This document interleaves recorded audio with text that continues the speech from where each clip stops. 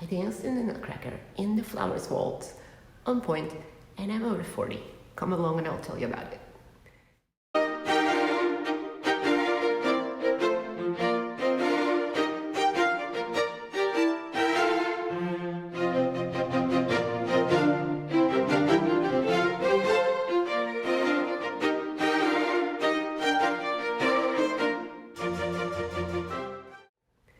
Hello dancers and Happy New Year 2022, another year, another chance to live out your ballet dreams.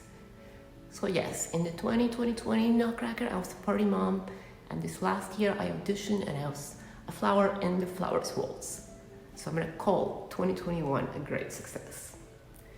So if you have been following my channel, and if you haven't and you are an adult ballet dancer, you should. So hit the subscribe button, it's down there somewhere. I make content for adult ballet dancers to share my journey and most importantly, to inspire yours. So yeah, cast in the Waltz of the Flowers this year. I have been taking many classes a week at the conservatory, so I was allowed to audition with my fellow level 5 dancers, and I got the role in the Flowers Waltz, which to me is one of the most beautiful and glamorous dances in the Nutcracker.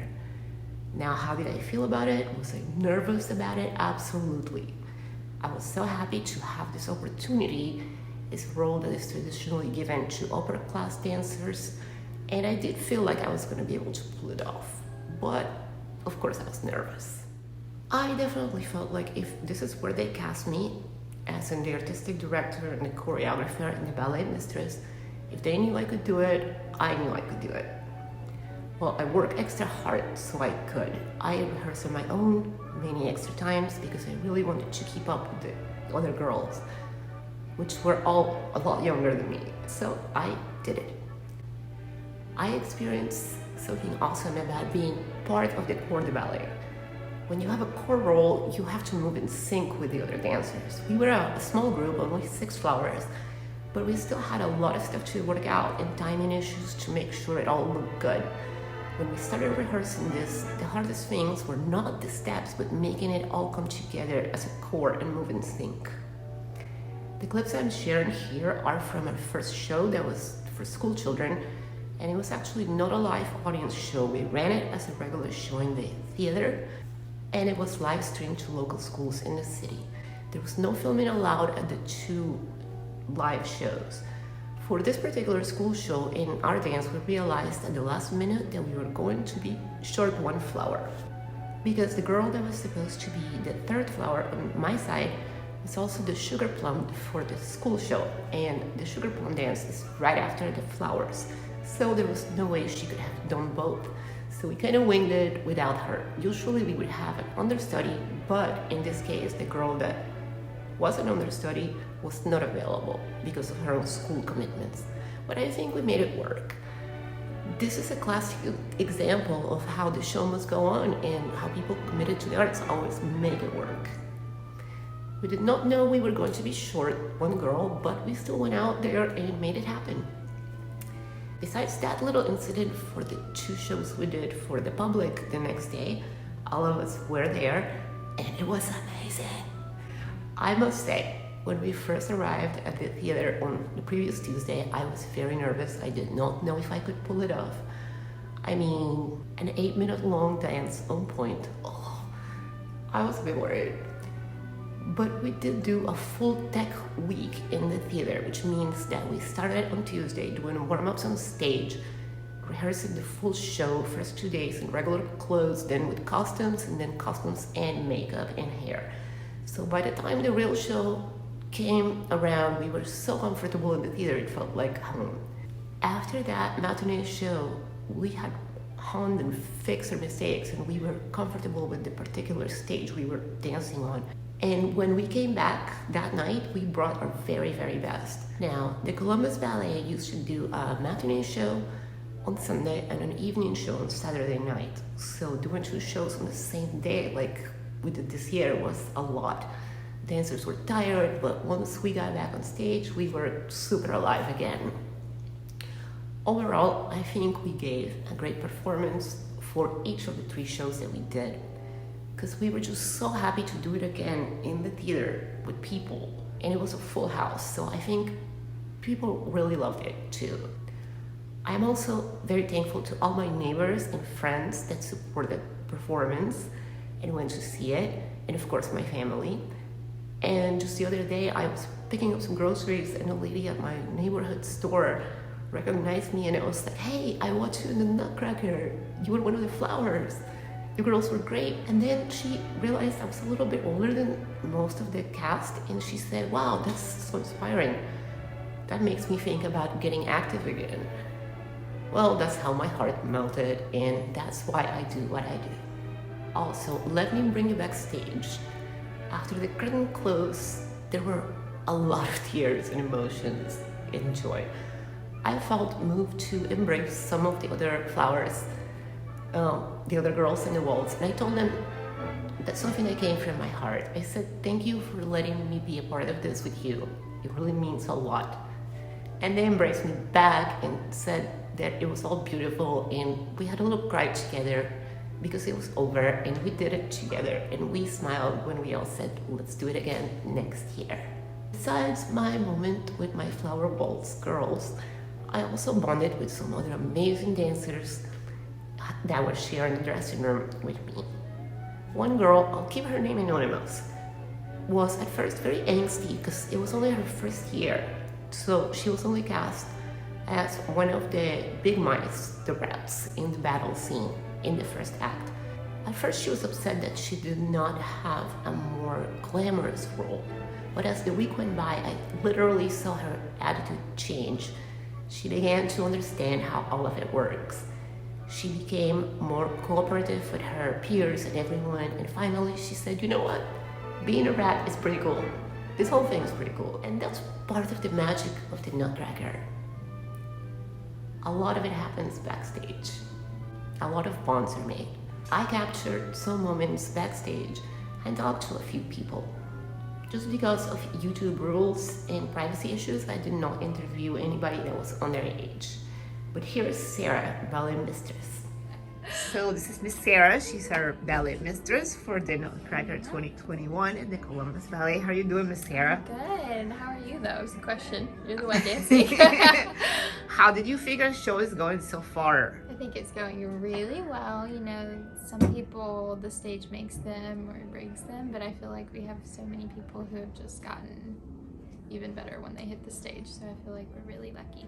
That's how I felt. I felt like, oh, I don't know how we're gonna do, especially myself, but once I got on stage, it was amazing. It was like, no, really, something else comes over you and takes over, and it does. Your brain kicks into a different gear when you're on stage. So are you happy that the show's back in the theater? I think we all are. This is my first Nutcracker that I've seen in years, because when I went to college we didn't do Nutcracker, so now that I'm back here, it's exciting. So you think you're going to continue next year being part of it? I would love to. I hope so. Now my channel is basically for adult ballet dancers like myself. What do you think about having, like, what do we have, a few adults in the show, different levels? How do we give you a hard time, or? No, I think it's actually nice to have adults mixed in with the kids, because you know, it keeps them sort of on task no matter what, because they know that there's adults around, and it sort of keeps them focused. So I like having the adults around. I think it also gives them like a motivation to see that they can continue dancing if they're sure. There is no age limit to art. For sure. You heard it from her. Thank you, Miss Sarah. Of course.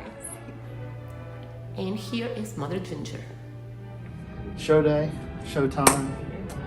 We're here, 25th production of the Nutcracker from the Columbus Ballet, and this is my third time in the role of Mother Ginger. And you know, all we really want to do today is we want to bring it in a way that it's never been brought before.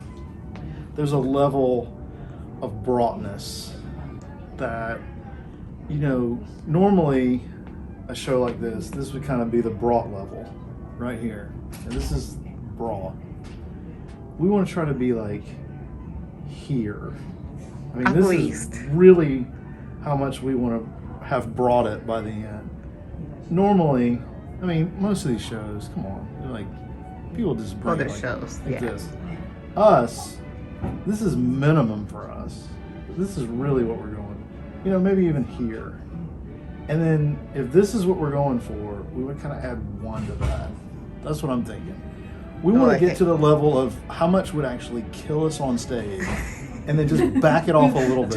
Just a couple of notches. Just not even a couple, one notch. We want to go how One much of bringing it will actually kill us all on stage, and then just down a notch. We want to be exhausted by the end of the night in a way that it's going to take us a week to recover. And then it'll be Christmas, and it'll be perfect. So that's what we're going for. Now, Mother Ginger, tell me, what does being Mother Ginger means to you? It means, I'll be real serious. I'm goofing around here, but I'll be real serious. Mother Ginger means to me that I get to be in a sorority with some of the absolute coolest kids that I've ever met in my life as a dancer. Words I never thought I would get to say out loud. Being Mother Ginger in this show means I get to play this role with these kids and other performers, adult performers, that all have worked so hard, put so much into the show. And I never thought I would get to say the words, yes, I'm a dancer in the Nutcracker, or in a ballet, period. Well, thank you so much. And here are some of our party moms, my dear friends. So, you guys are about to start Act 1 for the school show. How do you feel? Excellent. Yes. Grateful. This is so much fun. Are you excited? Are you nervous? Not nervous, just excited. It's really like, let's call it shortened version. Well, you guys, good luck and murd. Yes, yeah.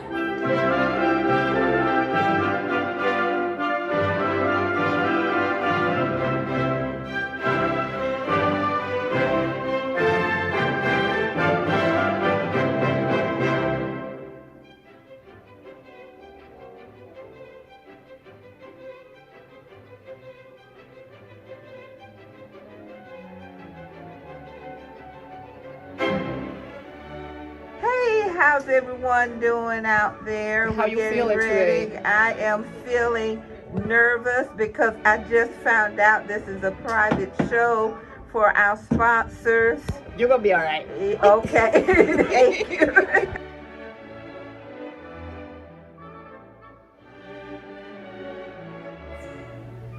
And what about one of the most important guys, one of our male dancers, partner of the Snow Queen? Hello, my name is Marcellus Kazi, and I play the Snow King in Columbus Ballet's The Nutcracker. And you also play a role in the party scene as well, right? Yes, I'm also a party dad as well. That's so much fun to play. Kind of young to be a dad, but okay. Yeah, I am kind of young to be a dad, but I'm very seasoned. I'm a very seasoned. Tell me a little bit about your dance history for my viewers. I've been dancing on and off for about 7 years. I've mainly done like musical theater, jazz dance, but I've most recently kind of developed a love for ballet, and I kind of started, doing that and going into full swing with that earlier this year, and it's just been a blast. So, What is it that you like about ballet? I really just like kind of just like the poise that it brings, and just how graceful it makes me feel, and really just like the hard work that I have to put in to try and defy gravity on stage is that's my favorite part. Awesome. So you're going to continue taking classes and do this again next year, right? Yes, definitely. All right. Thank you so much. By the way, we at the Columbus Ballet always truly appreciate the participation of Columbus State University students in the production. Your efforts are definitely noted. One of the other flowers, in fact, was also an adult dancer who now attends Columbus State University. I'm also thankful we all had a chance to attend a wonderful cast party after our last rehearsal, hosted at a magnificent house not far from our studios, which are located in historical downtown Columbus. And the house is owned by the grandparents of one of the dancers. There was a Nutcracker themed Christmas tree cookies and other treats and tons of delicious food. And most importantly, we had the chance to come together and celebrate. Celebrate getting another Nutcracker ready for the public, in person, live in the theater, when so many areas in the country and the world have lost the ability to do this. We felt so very lucky. In fact, I found out that the New York City Ballet just canceled their last week of performance in 2021 due to restrictions. So we all felt so very thankful to God and so very lucky to be able to do what we do, the way we do it. After it was all danced and done, I took some time off to celebrate Christmas and New Year with my family. But I definitely wanted to start the year on this channel by sharing this wonderful experience with all of you. It was amazing and I can't wait to do it again next year. Lovelies, I hope you enjoyed this video, and if you did, please share. Make sure to give it a like and make sure to subscribe if you haven't yet. I have a lot of awesome content planned for this year, including some dance videos, funny videos, research on some other adult and older dancers, and much more. Have a wonderful start to your 2022. Believe in yourself, dance like you mean it, and I will see you on the next one.